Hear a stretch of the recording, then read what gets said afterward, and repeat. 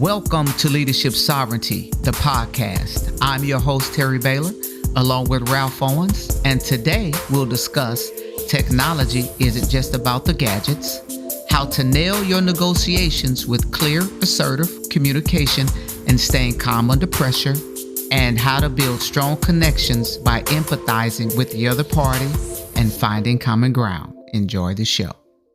For sure. And I want to give a shameless plug for our last podcast, right?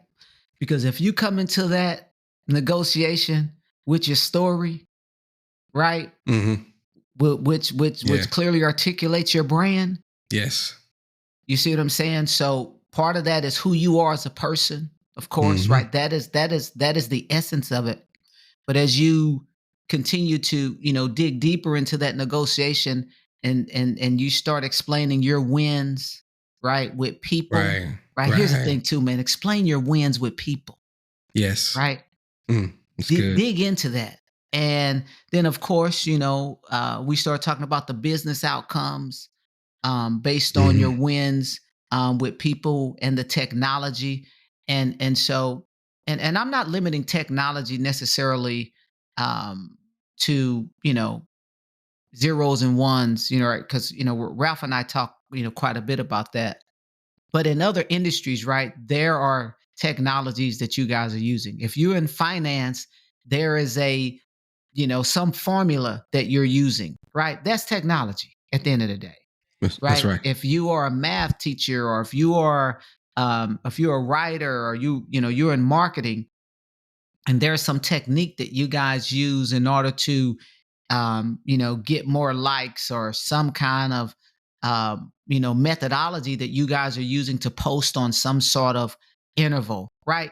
That's technology. It's a way that you are implementing or deploying your strategies, right? So I'm not limiting that term technology to I was watching something the other day, and it was talking about how AI and data and all these things are going to change the world, right? And it blew me away because they said they were talking about the toilet. And they said, man, that was a great piece of technology. No one would ever consider the toilet a piece of technology, right? But you think about it, right? You go back, I don't know how long the toilet's been around, but when it hit the market, they were like, man, this is the greatest technology. Everybody wanted one. You see what I'm saying? So, again, hopefully I didn't offend anyone there, but that is technology, right? If you're doing something that's changing the way business operates, or changing the way how people live, or changing the way something is executed, right? So just want to be, very clear on that. Yeah. Just to add to that as another example, because I remember when I first heard this, I had that same epiphany moment you just had. Do you realize that a book is a form of technology? Wow. Think about the world before we had books. Yes. Wow. It was all stories that were told from one person to the other. Wow. I mean, that changed the whole world. Yes. A book changed the whole world, right? Yeah. Because you had to, because it was on stones. And right. And pieces of Dead Sea Scrolls and stuff like that. Yeah. Wow. Yeah. And then the printing machine, right? When you can start mass printing, right? Yes. That's good. That's real good. But yeah. So being prepared to present a strong case, with those data points ready to go. So let's go on to part 2, some negotiation tactics. The first one being effective communication, right? To Terry's point, discussing the importance of that clear and assertive communication, right? You want to be ready to communicate at the very highest level when you're sitting across from that other person across the table. And then you want to do the next one, Terry? Yeah. And so I want to just, piggyback on that. Man, be comfortable. Be at peace. Yes.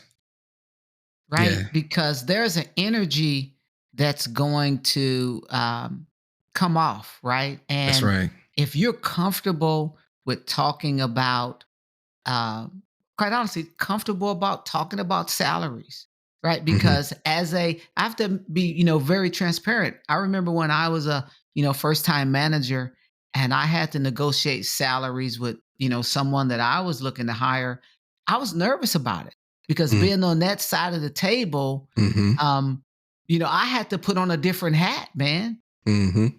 right? Because Mhm. now I was the goalie. Right.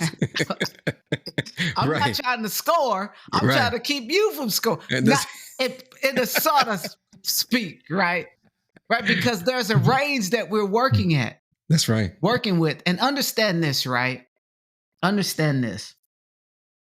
There is a budget that that leader is working with. There is not carte blanche, That's right. right? That's There's right. a budget, and so with that budget, we're looking at all the talent that we are working with. And it took me a few years to get comfortable with that side, being on that side of the table, Mhm. because I had to take off my employee hat and Mhm. put on my employer hat, Mhm. right? Because my employee side of me was like, hey, you know what? I want to, get this person everything that I can, Mhm. right? Mhm. Additionally, though, I had to also manage my budget. That's right. And meaning that not just manage my budget today, but I have to manage my budget if this person stays here 5 years, right? Mhm. Mhm. And on average, here's another great piece of information that you need to know. On average, you're going to get around 3% every year As an increase. as an Right. increase. Right. Correct, right? And that's the top. Mhm. 3% is the top. Now, Mhm. if you're killing it, you might get 3.5, 4%. Mhm. But on average, That's right. it's 3%. So again, if I'm giving, if someone has negotiated and we landed on $1,000 or $100,000, right? Then next year that's going to be $103,000, right? And so it's something that I have to be cognizant of. And so just having to balance that. Yeah. Yeah. Absolutely. Absolutely. So it kind of brings something to mind too, right? So I love to ask this question to people. If you had to hire somebody and both candidates had the exact same experience, both come from Ivy League school, years of technical experience in that field, presented very well, on time, studious, all of the things, they checked all the boxes. How are you going to decide who you're going to pick? It's the person you like the best. Oh yeah, no doubt. So you want to come into these negotiation meetings connecting with the person. Right. I've heard a person say it this way. They were talking about this specific CEO that they had to interview with and they wanted to work with. They did research on this person to see what college they went to, knowing that 9 times out of 10, they're going to be a fan of the college sports team that they of the team that they went to school with. That's good. So they're sure to bring that up in conversation. Oh, your sports team won their conference last year. Were you at the game? Oh yeah. I got season tickets. I'm at da. Guess what? You just made a connection with that person, right? Versus the other person doesn't even know who the college team is.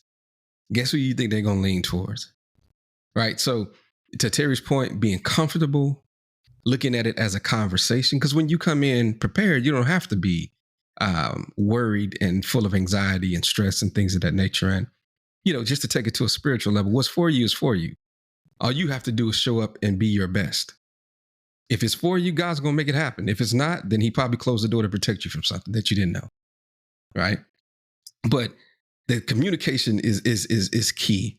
You have to, um, you have to go in with very, very effective communication, active listening, right? You have to sit down and listen to the employer's perspective. I know you want to go in and get this certain salary, right? Because of all the things that it means to you in your personal life and your family. But it would really behoove you to sit down and listen to the employer's perspective. What problem are they trying to have you solve? Right? Because they're not hiring you because you're just a great person. They're hiring you to come in and solve a problem. Right. So understanding the employer's perspective, and then again, through connecting with that person, building trust. right? So that they feel comfortable with you and they feel like that there's a connection made with you. Thank you for being with us today on Leadership Sovereignty. Stay connected with us on X, formerly known as Twitter, and on Instagram by searching for Leadership Sovereignty. And just like this podcast, let's all collectively grow as we go. God bless.